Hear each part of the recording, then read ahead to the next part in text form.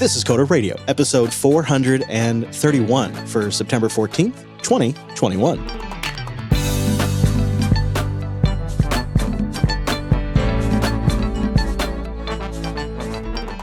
Hello, and welcome into Jupiter Broadcasting's weekly talk show, taking a pragmatic look at the art and the business of software development and the whole world of technology.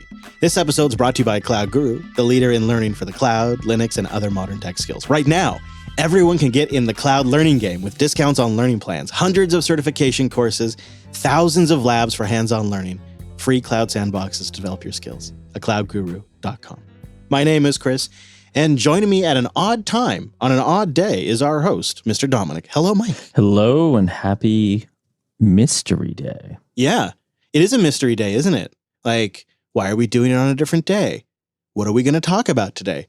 All secrets to be revealed in the show. I am in a new spot. This is my last time on the road that we'll do the show until until the next road trip. Yep. Yeah. I'm sure that I'm sort of addicted to them, so I'm sure it'll happen again. But man, 40 days on the road. I am so looking forward to having my office, my desk, my studio. Oh my God. I'm so looking forward to it, dude. It's crazy. But you know what else, as just a total aside and go figure, is right now we're like at the best spot we've been on the entire trip in Southern Oregon. There's just there's a casino down here that just has this amazing RV resort that is got glorious high-speed internet and shade. And it's just, now I don't want to go home. I just want to stay here forever, you know?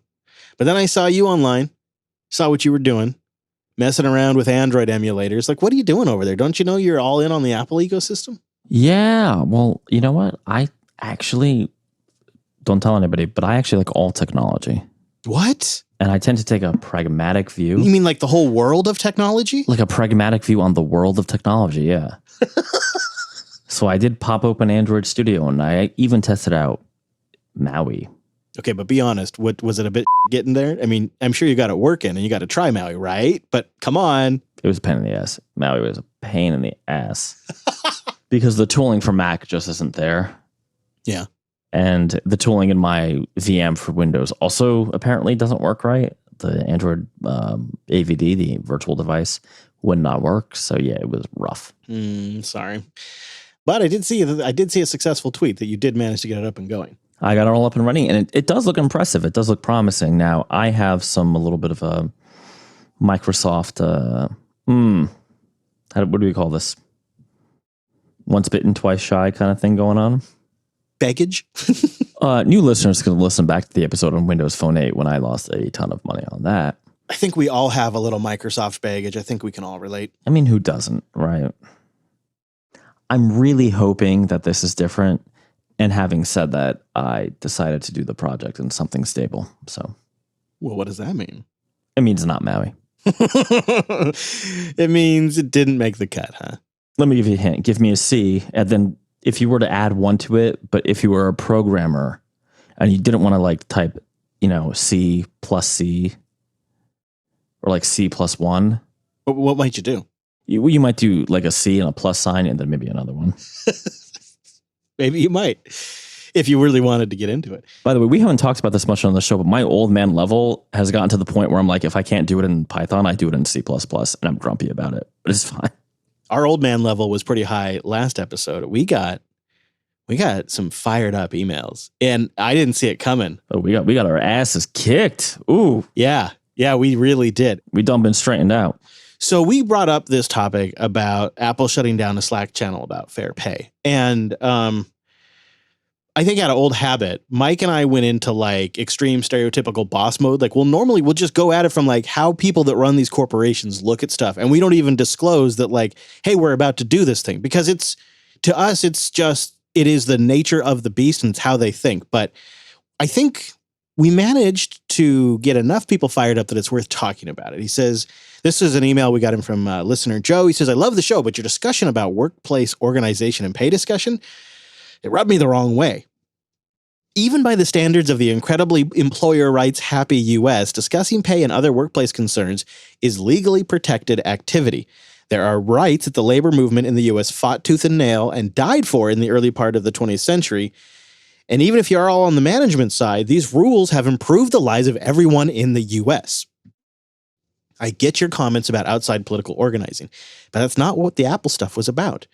It is about pay and working conditions, and who's getting shit on and what's getting swept under the rug by leadership. This is textbook labor relations stuff.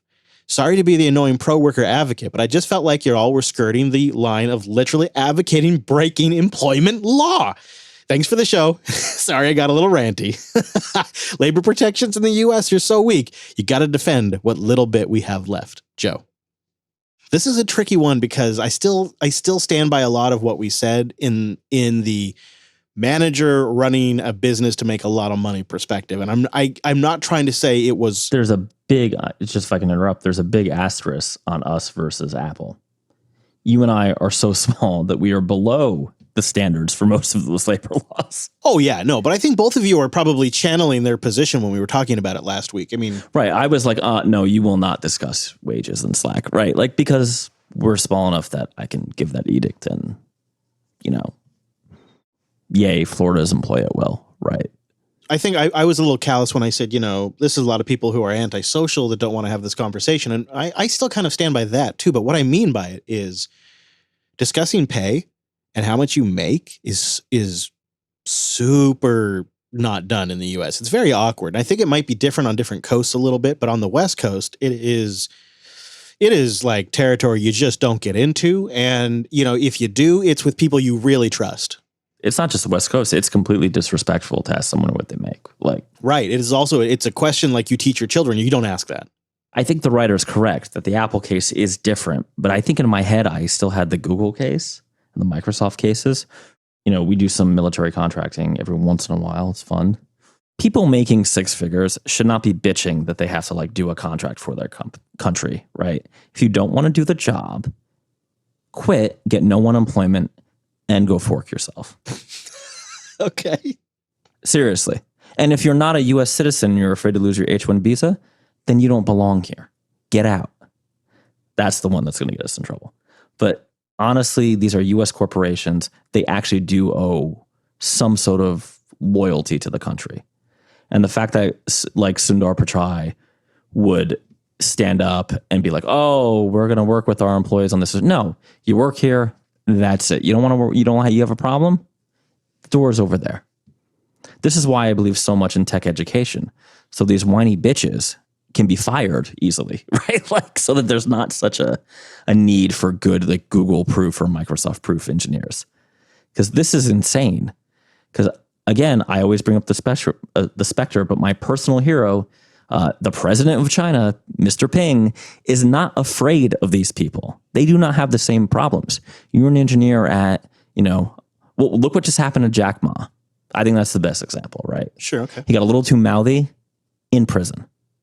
And no, I'm not advocating for fascism. But I sometimes worry that our best technical minds don't understand how good they have it. And yes, we are not perfect in any way. But I believe we're the best alternative to what currently exists, on this planet at least. Maybe, if the Vulcans showed up, listen, all right, I might be, live long and prosper, right? I might turn coat, but I don't know. A thing that would have made me happy is if Sundar Pichai or Satya Nadella stood up and said, if you are in the divisions that work on these contracts and you refuse to work on them or you leak or protest, you're simply fired. And none of this Silicon Valley fired. None of this bullshit where you get 6 months pay. You're fired. Get out for a cause. No unemployment. We're gonna go after you. Oh, is this another New Jersey episode? I think it's truly how it's a valid perspective on this. Well, also our grandfathers went to Europe and Asia to fight wars. This is crazy. You can't write some code because get over yourselves. Knock it off. You guys. I have to admit, I have seen excessive forms of what I think people would commonly describe as entitlement in the tech industry. But that aside, I think it's really two issues here. You have this entitlement that is, some people just have it throughout all different industries, and certain people out there think, they're God's gift to a particular industry or something. You have that as an issue that I think is a separate issue from fair pay and how we talk about it. And I think it's sort of sad that we don't have like a solution, like a technological solution where people could input information into some sort of, free database and it would average out pays in areas. And the lady who Apple demanded her that she use her personal account and then her phone, this is what she's alleging, and they have pictures of her breasts, like, and go on Twitter if you don't know what I'm talking about. Like, Apple is clearly wrong, right? Like, this is, and the pay equity stuff, like, I am 100% with you on that. Like, there should be no pay discrimination on pay, on pay for gender, race, religion, whatever. But it's not one issue, I guess is what I'm trying to say, Chris. What I probably could have said better last week, and what I'm thinking about this week is I still don't really feel like, maybe it should be, maybe it shouldn't be, but I still don't really feel like Apple's Slack instance is necessarily the best place for these kinds of unstructured conversations that are extremely, extremely landmine filled that could lead to all kinds of staff issues. So I'm not really sure how I feel about that, because it is maybe equivalent to what might happen in a break room. If, you had a group of employees in a break room, they'd be using the company's facilities to have these conversations. So I've sort of loosened on it, but ultimately I feel like we need something that's a solution that is company agnostic. It is a more generalized database. So you could have a better idea of what fair pay is across multiple companies. There's a lot, I think, that has just been naturally suppressed because a lot of this goes the way of the employer and the workers take what they can get because they want paid. It's not as cut and dry as I think. I was thinking about it last week. And the stuff about the personal device and all of that, it's so funny, and it totally undercuts their message with CSAM and all that kind of stuff. Dude, it's super creepy. Yeah. It's these kinds of stories that expose the duality of their public image. Oh, like Janus, the two-faced god. Your favorite email came in this week. Was it from Micah, right? Was that what it was? Yes, Micah. Micah, yeah. And you caught this, and then we started discussing it, and Wes caught it. Micah wrote in, he says, I'm regarding the conversation about whether the ship has sailed on the Linux desktop, which we talked about last week. I hate to say this, but in a lot of ways, I think it has. Coding is a second career for me. I was a lawyer who taught myself JavaScript and then switched careers. Before I switched, I was a dedicated full-time Linux user. I did all my software development and playing around on Linux.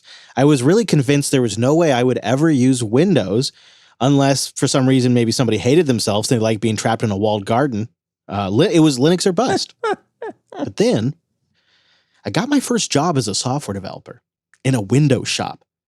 Well, I was skeptical at first, but it turns out development in Windows is actually pretty painless. Besides VS Code, Windows Terminal, and WSL, first WSL1 and now WSL2, the Windows developer experience just isn't the horror show that some concerns on the internet would have you believe.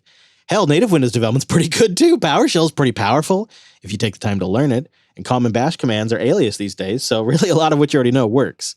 He goes on to say, what really amazed me, though, was WSL. It really does virtually everything I need in Linux development and in my workflow.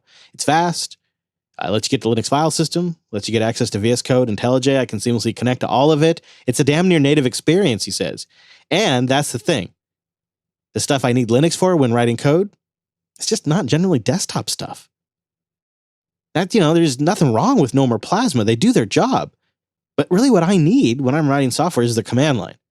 There's just a lot of talk out there, too, about Apple's M1 being a game changer, and it does seem great from a hardware point of view. But to me, WSL2 is the real challenger to desktop Linux.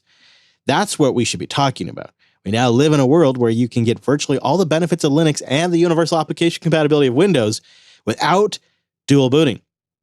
As a Linux user at home, well, I'm starting to find this amazing and a little scary at the same time. It's WSL, not the M1, that threatens to make Linux desktop totally unnecessary. We literally had this conversation months ago, and Micah, I honestly, I bought that Lenovo ThinkPad and gave it to an employee who then is not here anymore. Ooh. And then to someone I know. But if I were to buy okay, how can I phrase this? Once you install WSL2, and I'll plug Penguin because I'm from White Foundry. I like them a lot. It's a Debian-based flavor of WSL with a lot of dev stuff pre-initialized. It's scary how the combination of WSL2, if you stay on the Linux file system, as you said correctly, Micah, and use VS Code, it's scary how efficient that is. Now, granted, you lack the sort of evidence grease of being on Mac, or shall I say the good taste, but Snow Leopard's never coming back, and Chris, I'm still using Adium. That's fair. You'd be right at home. You are a natural Windows user. Let me ask you a question. When I do command space Adium, it launches. Now, granted, it doesn't scroll by itself anymore. And I can't turn it to dark mode anymore. And sometimes when Wes puts an image in, I can't see it. But God damn it, this is good enough for the enterprise. It worked pretty well back in the day. I will give it that. You know, I think the key to this entire conversation is what does it matter? Like, it's fine. You know, if you end up on Windows, but you're using WSL, good. I mean, you're still using Linux. You're still utilizing open source and free software. I'm struggling to really figure out what the problem is. Because for me, the number one problem with Windows will always be there. It is Windows. I do not want to use it. Yeah, but why is there a problem? Like, if we're all talking about building something great, whether it be, you know, Linux server-side applications or whatever, do you really care if, like, you know, I'm on Mac and you're on Linux and Wes is on Linux and like some random dude I'm making up right now called Paul, no relation to any other Pauls anybody might think of this in a show, is on Windows 11 and bitching about it? Like, who cares? In a weird kind of sad way, it almost matters more what browser you're using than it does what desktop environment you're using or desktop OS. All right, I'm going to get spicy. The Windows developers that are installing WSL2, I'm pretty sure they're coming from Mac. And they're still targeting Linux. These are, and we talked about this last week and we got some heat, these are Linux developers. They're running in Bash or Z shell or Fish or whatever shell they prefer. But you get my point, right? Mm-hmm. They're writing software that runs on Linux. Android developers are writing software that runs on Linux. I know I'm repeating myself, but I think we need to, it's just such an important point, right? Bitching about what desktop environment an individual contributor to the community, and when I say the community, I mean the tech community, runs, is a waste of time. Yeah, and it seems like it's even more of a waste of time now than it ever has been. You know, when you look at the size of mobile too. Well, also, if we're all running VS Code, seriously, if we're all running VS Code, it like literally doesn't matter. Everybody's just using some Chromium code base. Right. It's either an Electron app or a browser. Or and you can call VS Code Adium or like the other 15 editors that are out there, right? Like so we just hired a new guy at TMB and he said, oh, can I use my, you know, I like the Skit client. And I mean, apparently we had covered it on the show. I didn't know, called Kraken. Are you familiar with this? Oh, yeah. Oh, you know Kraken? Yep, we talked about it a while ago. We did? Mm-hmm. Good. I don't remember. I was probably loaded, but he showed it to me. I'm like, oh, that's nice. And then I looked it up. I'm like, dude, you know you're just running an instance of Chrome, right? Yeah. And his exact words to me, yeah, but I'm not a command line guy. Why? Because his preferred OS is Windows. Then I gave him Papa OS and I'll keep updating on his corruption to Linux. Yeah, I'd be curious. Git Kraken works good on Linux too. So, but that's my point. It's the same experience on all three. I lost a bet to a BSD guy last week. 4 major OSs. BSD is real, and it just. All right, next feedback. Listener Nick writes in and wants to know the value you get from a QA team member. He writes, "You mentioned recently that you've been hiring a QA person in your company. What value do you think a QA member will bring to your team that devs can't already do? I mean, devs can test, so why not just have some of them work on QA for a while? I'm curious to get your thoughts on the QA role in your company. Thanks, Nick." Damn you, Nick, you caught me. Okay, so the QA role is just a very, very, very, very, very junior dev role. They do QA, but we give them dev tasks, and I don't know if this is going to be a reference that makes sense, but it's basically the, biology 100 class for liberal arts majors, right? Yeah, it's like getting them started, right? Low expectations. Well, it's people we might not have hired for a straight dev role at that salary that we're willing to give a shot on this role and see how they do for about a month. And can I go deeper into this? Oh, yeah. Oh my God, this is so bad. This is so bad. We used to treat boot camp graduates the same as we treated college. It's a super duper junior role. I don't even know what to say, right? It's like you seem enthusiastic. Normally we wouldn't give you the higher job, but we'll give you a shot. The way I see it, Chris, is it's my way of giving folks a chance who maybe I wouldn't normally just throw out their resume. Right. It's a good way to get somebody in at entry level. And if nothing else, they can get some QA work done. And if they show the interest and the talents and are motivated, they can work their way up, it sounds like. It's a clever idea, really. I think. Very sly. Cool. Linode.com/coder. Go there to get $100 in 60-day credit on your new account, and you can go there to support this here show. You know, it's just over a year we have been independent now. So thank you everyone who's taken advantage of our sponsor offers. Gives us an opportunity to work with a company that we can enthusiastically recommend too. They started in 2003 as one of the first companies in cloud computing, and now 18 years later, Linode is the largest independent open cloud provider in the world with 11 data centers around the world. They are their own ISP too, so they're super fast. Linode's mission, though, remains unchanged since they started in 2003. Now that they're their own ISP, now that they really have refined and honed the experience too, it's a great time to become a Linode customer. I've been watching them really grow over the last couple of years. And over time, I've taken advantage of some of their ancillary services, I guess you could put it. I mean, services that are beyond just great virtual servers, like their S3 compatible object storage and their VLAN support and their powerful DNS manager, which makes it really easy for us to kind of quickly set up projects.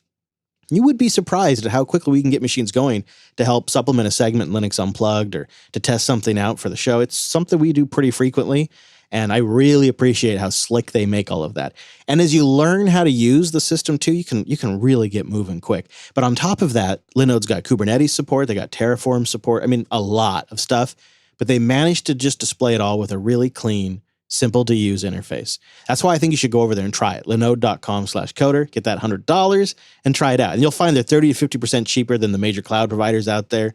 66% of companies are saving money now by mixing with alternative cloud providers, from the big hyperscalers to companies like Linode. And then you're going to find Linode systems really, really scream. And if you ever run into any trouble, they've got fantastic, amazing 24/7 customer support. By phone, by ticket, by email, they're going to help you.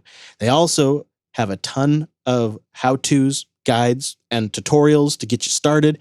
And then sort of to round it all out, they've really taken care of people in the community. They support a lot of community, a lot of independent content creators, open source projects. They provide hosting and all kinds of technical expertise. It's pretty cool. And they made this Jupiter Colony reunion trip possible as well, so that way we could go out and see some of you out there. Linode's dedicated to offering the best virtualized cloud computing out there. If it runs on Linux, it runs on Linode. So sign up today at linode.com/coder and get $100 in 60-day credit on your new account, and you support the show. Linode.com/coder. Well, today, as we record, Apple just got done unveiling the iPhone 13 Pro and the Pro Max and the Mini and all the things that they have now. And, well, there's not a lot really for us to dig into. All the models are going to be available to pre-order starting the Friday that we record. That's September 17th at 5 a.m. Pacific. They're going to ship on Friday, September 24th. They have an A15 Bionic CPU with a 6-core CPU and a 5-core GPU, which seems to be a pretty nice bump. They've managed to keep that going. They're adding now a variable refresh rate. They call it, of course, like ProMotion.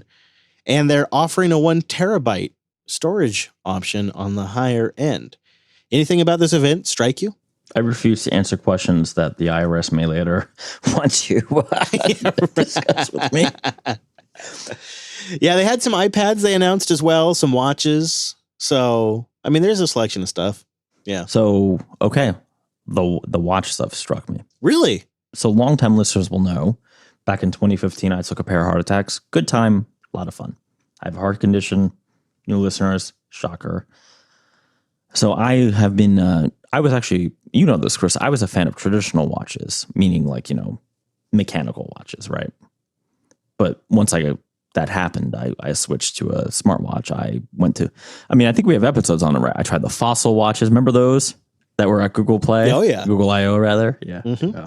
Yeah, I tried a lot of the Android watches. I tried way too many of those. They're terrible. And the battery life is way too short. I'm going to be a day one purchaser of the new Apple Watch. This is super inside baseball, but I think it's important. Having a real-time kind of tracking of my heart rate and my EKG, as good as Apple can get it, or ECG as they call it, as good as Apple can get it, is important to me. Okay. So much so that I forget how butt ugly this watch is. Wasn't there a big rumor that it was going to be like flat edges and all redesigned in a totally different look? And it doesn't look like... I was hoping it would look like a regular watch, right? Yeah, it didn't look like that happened at all. So that was what I was... But I'm definitely getting the 7. They've better sensors, increased health, software compatibility with external devices. I'm not loving the idea of having to buy more dongles for Apple stuff, but whatever. From a dev perspective, I'm not sure that the Apple Watch gives you anything. The iPhone 13, the better refresh rate, that's fantastic if you're watching movies on your iPhone like an animal. But games will look prettier, but your average game developer is going to have to focus on older devices anyway. But the thing that struck me and that I impulse purchased was the iPad mini. But there was only one color that was acceptable. Gold? What? Purple.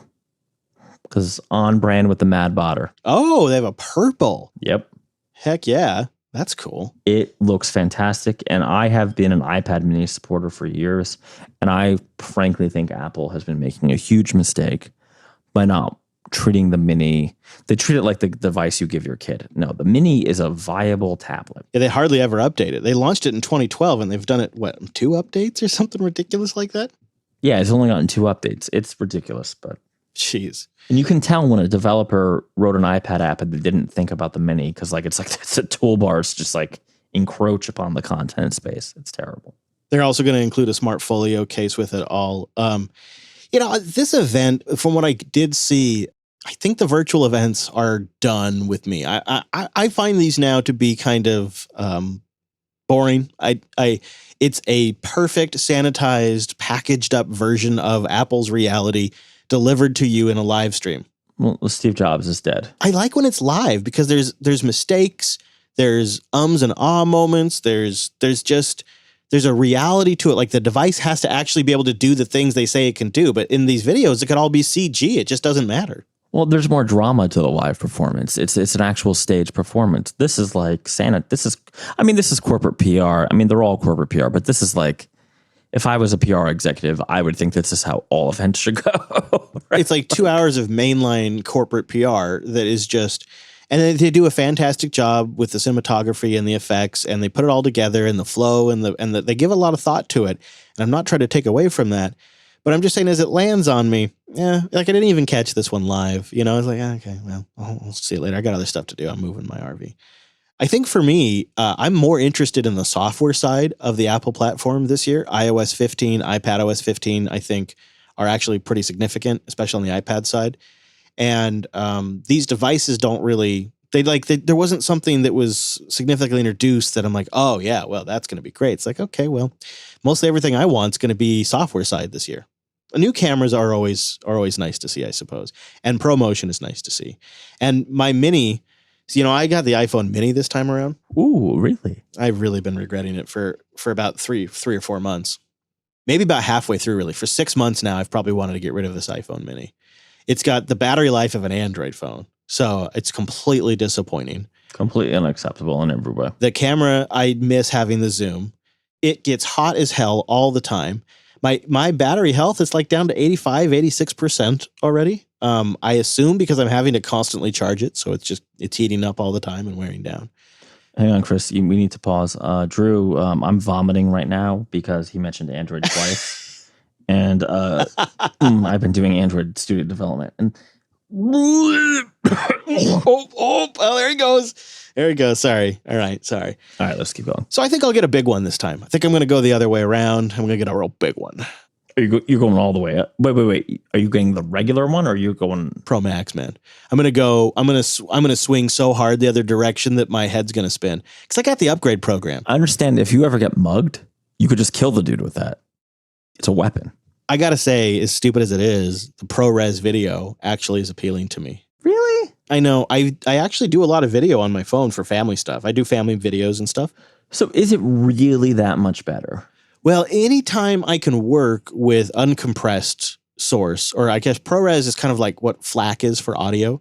It's compression, but it's lossless compression, as lossless as it can be. But when you're working with iPhone footage that's an MP4 or something like that, it's already really squished down. And anything you do with it is going to double encode it. But with ProRes, you can bring it in and work with it and not encode it all the way down until the very end. And so you maintain quality. And that's going to matter more as these cameras get better and better and better. You're going to want to be able to maintain that quality. So I mean, it's going to take up a lot of space, but I'm going to use it immediately. I use ProRes even on our Linux OBS system in the studio. When we're recording video, I record to ProRes on Linux because it's just a fantastic codec. And I don't know, I actually haven't done the digging to know if it's actually true, legitimate ProRes or if it's some rebrand of some other codec that Apple, they could be doing that too. But that kind of stuff, those technical details actually do appeal to me. And I think that's where the Pro Max continues to kind of be an appealing phone for people who are technical and into the iPhone. There are actually some of us out there who are geeks and like iPhones. What are you talking about? There's a lot of people out there like that. I know. Just sometimes it feels like people don't think so. I just want to say Mac was the Linux of Linux, Wow. Before Linux. Yeah. Wow.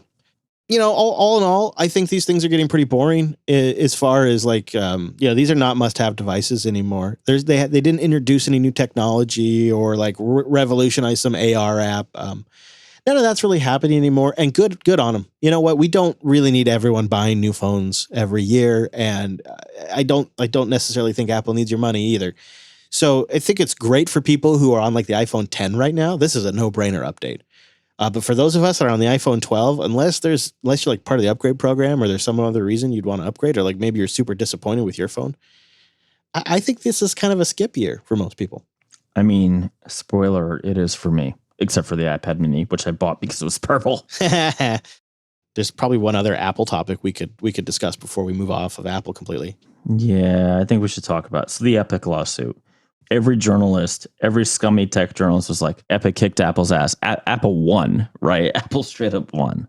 There's a couple things, though, that I want to talk to you about in here when you look through this.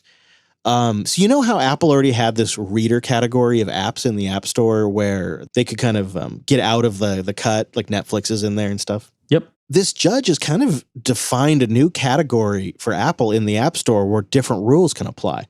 That's what's essentially happening here is what Judge Gonzalez Rogers did is essentially say gaming is and can be treated differently than all other app categories in the App Store. Apple can have different rules about in-app purchases and all of that stuff for games than anything else. And games are a huge part of Apple's App Store revenue. According to the ruling, the judge said 70% of Apple's App Store revenue comes from gaming. And in there, they're like, yeah, this whole category can have totally different rules. And so now Apple has the reader category and the gaming category where they can have different rules that don't have to be the uniform same like they used to be. I think that's going to be huge for them. Apple just sort of won in a weird way. Yeah, because the judge also said not a monopoly. Near a monopoly, but not a monopoly. They have a 55% share of the mobile game transaction market, which is that new category that was defined. And extraordinarily, quote, extraordinarily high profit margins, which can be a sign of monopoly power. But despite considerable profit and power, quote, this is a quote here, these factors alone do not show antitrust conduct. Success is not illegal. Well, then. Yeah. That's probably pretty good for Apple too, right? I mean, that's got to be the icing on the cake here for them. And then they can point to all these changes to say, well, look, we're trying not to be a monopoly. Well, so I really thought about it, right? Like you can have, let's just take the most generous view of this. You can have a little button that says buy with your credit card and like Stripe put something in your app, which I don't think Apple is even going to allow. I think it's going to have to open Safari, but let's even assume that you can do that. As a consumer, I would always use IAP. I would always use Apple's IAP. It's safer. And if something is terrible, you can get a refund, right? Yep. And for memberships and subscriptions, I having all of my memberships and subscriptions in one spot, yeah, that's invaluable, actually. Yeah. I may even be willing to pay slightly more per month to have an easy cancellation, and I'm way more likely to subscribe if I know I can cancel easily. Just, I think that's human nature. And that's what Apple's system offers. And if they could keep that somehow, but honestly, man, you could deliver that with some sort of API if they really could be bothered. It's not their style, but if they could be. Yeah, but they're not going to do it. That's going to be one of the features of using Apple's system for the customer is that easy cancellations, right? No, you have to call and talk to some rep, Well, I'd say easy cancellations, easy purchase. You already have current payment info because it's how you pay for everything in the Apple ecosystem, including your iCloud storage and crap like that. But additionally, it plugs in with their family controls. So my kids have to seek authorization. I get a prompt on my phone. I use Face ID to authorize the purchase on my phone for their phone. And then everyone in the family has access to that app too. That, all could be done with an API as well, but is unlikely. But Apple has to figure it out because as part of this, the judge is going to have an injunction soon that prevents Apple from banning those external links or buttons or other calls of action. It's not really clear on what they're going to be able to limit, but previously, this has been to the extent of if you have a privacy policy and you tap that and it brings you to a in-app Safari page so you can read the privacy policy off your website. If anything in there links out of that, like a policy statement or your logo, Apple would deny your app's entrance into the App Store simply for linking outside the app for the privacy policy during a payment information. They've been extremely strict on this kind of stuff, so they're gonna have to find some middle ground. Worst story here. I have personally had the CodeJournal iOS app. This is way, way back a decade now. Linked to my website at the time, my personal website. And on there, I had a thing where you could pay me a couple $100 for I can't remember what I called it. It was basically should you build an app consulting session, right? And I had a little ghetto Stripe API thing done in Ruby. That was enough for them to reject that version of the app. Mm-hmm. It was a 3-click process to get there, though. Yeah, and they did it. They did it. They rejected it because they're told to protect the revenue stream. The revenue, yeah. And if they let one through the cracks, then it sets a precedence. So they would do it. But ultimately, ultimately, let's face facts. On mobile, the revenue for developers in the iOS store is, if you can only pick one platform, that's going to be it, right? But that's the interesting thing here, because the only other option really in the mobile space is the Play platform and on Google. And they so clearly, in my opinion, are helping each other right now by making these slight adjustments kind of in conjunction with each other, not necessarily at the same time, but around the same time, and normalizing and standardizing the marketplace in the way they have. They are helping each other.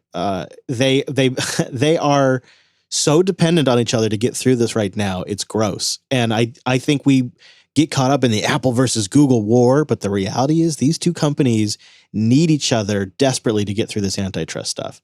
And it's gross, and it's completely leaving developers in the lurch. And the regulators will look at it and go, oh, well, it's fine. There's two of them. There's a Coke and a Pepsi, and they're keeping each other competitive. But the reality is they're making concessions where they have to, and they're each looking at each other and working closely together, maybe not directly, but very closely in step. Right, but let's not forget the email that was revealed where, they were talking to each other and saying, let's work as one company on these issues.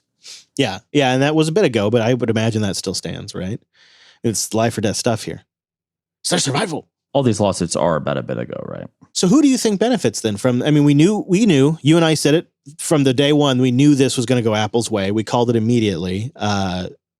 No one benefits, not even, Apple obviously, but besides Apple. You know who benefits? Some crafty big game developer who somehow has people's credit card information on file that could charge them slightly less, but take advantage of, a 3.5 or 5% credit card fee and avoid Apple's 30% cut. The little guy doesn't get anything from this.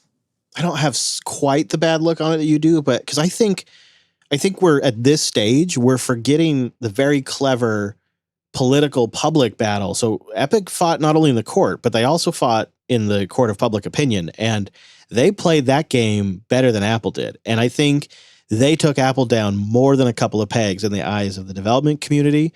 They led with that campaign right away. I mean, they came in and they beat Apple at their own messaging game for months during this thing. And they got those emails out and that testimony out. I think that is going to be the long-term damage that this case did.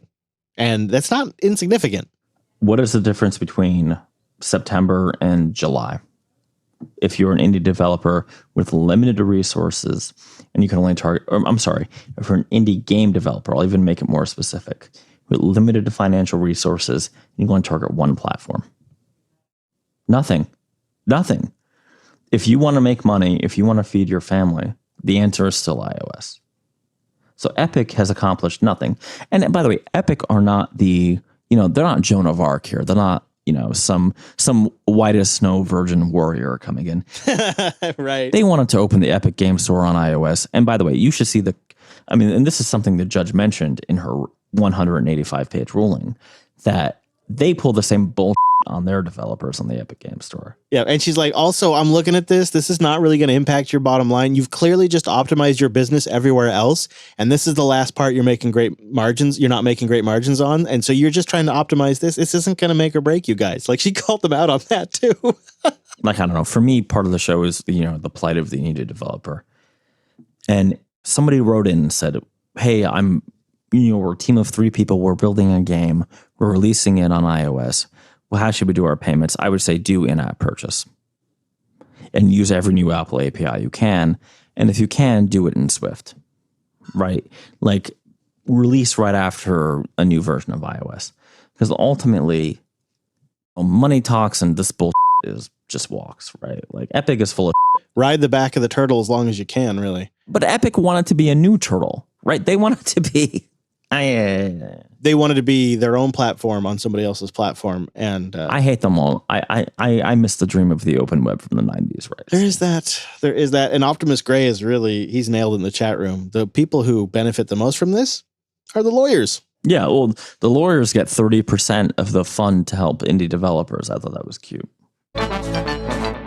Datadog.com/Coder Radio. This episode of Coder Radio is sponsored by the folks at Datadog. And you know what they are? They are the monitoring and security platform for developers, for those of you who are monitoring security, for operations team, for really anyone working in the cloud age. What you can do with Datadog is unify your metrics, your traces, and your logs all in one place. And that means you can troubleshoot issues faster, you can break down silos between teams and communicate, and the visuals are striking. And you can create real-time dashboards with over 450 integrations in minutes. And you can easily pivot from like a high-level overview of your entire environment to zoom down into a granular visualization of the metrics and the events and what's going on with your application. Datadog offers infrastructure monitoring. They offer security monitoring. They offer real-time user monitoring, application monitoring, and more, all in one place with dashboards for days. They absolutely look great. You got to try it out. You got to get started by going to datadog.com/Coder Radio. You can start a free trial today. See why thousands of companies and tons of audience members of Coder Radio trust Datadog as their monitoring solution. And if you start a trial and create one dashboard, Datadog will send you a free t-shirt. How about that? So go to datadog.com/Coder Radio. Go check out the truly unified monitoring security platform for everyone out there in the cloud age. Unify it all with Datadog at datadog.com/Coder Radio. There is other things going on in the world. JDK 17 was released, and we threw a little party for it here. And, everybody had champagne, had some cake. It was grand. Did you notice that JDK 17 was out? Did you have a party? Oh, yes. I had a Java.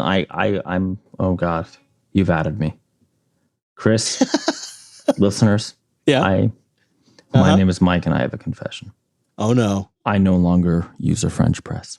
Oh, are you using a K-Cup? Did you go K-Cup? Actually, so this is complicated. Keurig makes a coffee pot, like a regular drip pot. Yeah.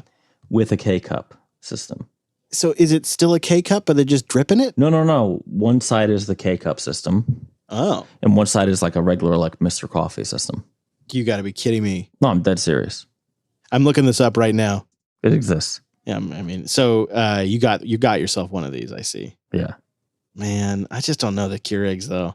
So can you put like your own ground up coffee beans in the drip side? So straight up on the regular side, it is a literal regular coffee machine. You put a filter in, you put coffee grounds. I need a link to this thing. Chat room, go find me a link to this. Would you? Somebody in the chat room find me a link to this? I got to see this. Keurig with drip? No. Yeah. No, it just can't be. What? Wow. I'm on their website now. I'm browsing Keurig's website, and you're right. They've gotten into drip coffee. Is it the K Duo single serve? Is that what you got? K Duo Coffee Maker. Yeah, that's what I have. The K Duo, huh? And I never ever used the K cup side. Then why'd you get the Duo? I don't know, man. I was a recent divorcee. We all done crazy. I did a little crazy. I don't know. Yeah, you get a weird coffee maker. I understand. I did the same thing because like I was too tired for the French presses and whatever. Well, you know what? I'll put a link in the show notes. I don't know why. But JDK 17 is great. It's it's Java. It'll be fine. Keep going. It's Java. It's going to be fine, right? It's, you know what? That could be our tagline for every time we talk about Java. It's Java. It's going to be fine. The one actual interesting point about this release, sorry guys, is it is an LTS release. And the last LTS was JDK 11, believe it or not. So all the new goodness that you've had, I think Lambdas, I don't remember when Lambdas came in. The only Java project I've done in the last few years has been JDK 8, and it's like living in hell. But great, 17. Before we run out of here, I usually when we're on, every now and then, if there's a good punch Facebook in the face story as we go, I like to do it. Right in the dick. Let's do it. Wall Street Journal has a story today that internal documents that have leaked from Facebook's own research shows that Instagram is harmful to a sizable percentage of its users, especially teen girls, but has taken few steps to remedy it. In-depth internal research shows significant teen mental health issues. Oh, man. Okay, but duh. They're evil. They continue to do evil things. Honestly, this is where China has an advantage. Maybe they just shouldn't exist, right? Yeah, the problem right now, it's like the other things online push kids towards social media. Because I see my kids like, can I get a TikTok, Dad? I'm like, what? Can I upload to YouTube? Like they get on YouTube and they see this stuff. YouTube is like the platform that like they get all their information from, and then they learn about other social media platforms from YouTube. It all starts with YouTube. Why not a federal law requiring kids not to have Facebook until they're 18 or 21? Hell, they can't have a beer, but they can have Facebook that makes them kill themselves. That seems cray. Huh.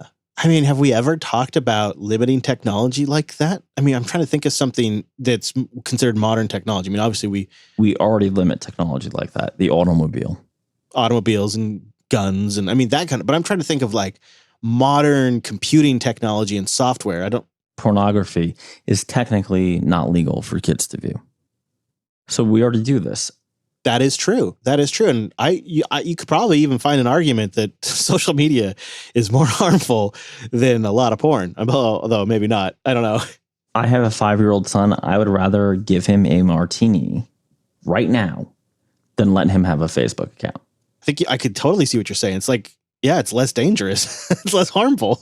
I mean, this is not that I would give my kid liquor. People don't like call DIFUS or whatever, or Child Protective Services. Right. Yeah. Right. No, I follow what you mean. Yeah. I feel like this is something everybody knew but didn't talk about, but they did the math and it's like, okay, yeah, young girls, teenage girls are killing themselves.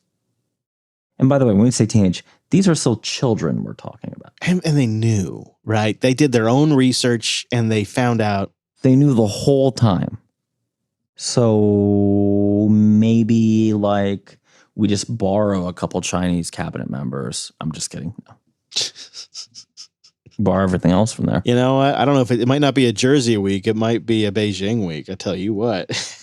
I enjoyed some great egg rolls this week. No, I'm kidding. Yeah, you know what? One of the number one things I'm missing from the studio is the air fryer. I got myself a used air fryer for lunches, and man, make some great egg rolls in that thing. Dude, the air fryer is one of the things you feel you don't need. But once you have one, lunch is like a 2-minute ordeal. You know what? I don't even need a deep fryer anymore. I got a deep fryer, and I'm not even going to use it anymore. You have a deep fryer? Yeah, oh yeah. What kind of oil do you use? Peanut oil whenever I can. Yeah, I just got a wild hair one time. I was like, I want to get a nice deep fryer, and I got one, and then it made the entire place stink so bad that I don't really want to use it. So then I was like, I'm going to get an air fryer, but because I just bought a deep fryer, I can't go buy a new air fryer, so I have to get a used air fryer. So I got myself a used Philips air fryer, and if the damn thing isn't the best thing I ever did for my lunches, I don't know what is. Like, because I will always cut my lunches first. Like, that's the first thing that goes in my day is lunch. And then I end up not eating enough and I go on air and I have an energy crash. So being able to throw something in that air fryer and have it kind of crunchy and crispy without all the oil and the stink. I'm getting hungry. I miss lunch. It's just. I know. I did too. Actually, that's why I'm talking about food. I cut lunch today because I had to get to this spot so we could record. So I just drove through lunch. Damn, dude. Damn it. All right. Well, let's wrap it up so you and I can go find something to eat. Thank you to everybody who has become a Coder QA member. It supports the show. And if you haven't become one yet, please consider go to coderqa.co. You get access to our quarterly reports. You get a limited ad feed, and you get a new quarterly every quarter as that happens at coderqa.co. Mr. Dominic, would you like to send people to your Twitter? Follow me at Dumanuco. And also, if you need any type of automation work done, talk to me in a month. Boom. I like that. I'm at Chris LAS. The show is at Coder Radio Show. Links to what we talked about today, that's at coder.show/431. You'll find our contact page there. Emails and feedback are a big part of this show, so please consider sending us your thoughts. It makes a big difference. And our subscribe links and all that kind of stuff you might need, all of that's over at coder.show. It's a website, and we've got links for you. You can join us live. We typically, almost always, do the show on Mondays at noon Pacific, 3 p.m. Eastern, but we try to put it all up at jupiterbroadcasting.com/calendar because you never know. Sometimes we got to move it, like this week, but not often. Anyways, thanks so much for tuning in to this week's episode of the Coder Radio program. We appreciate it, and we'll see you right back here next week.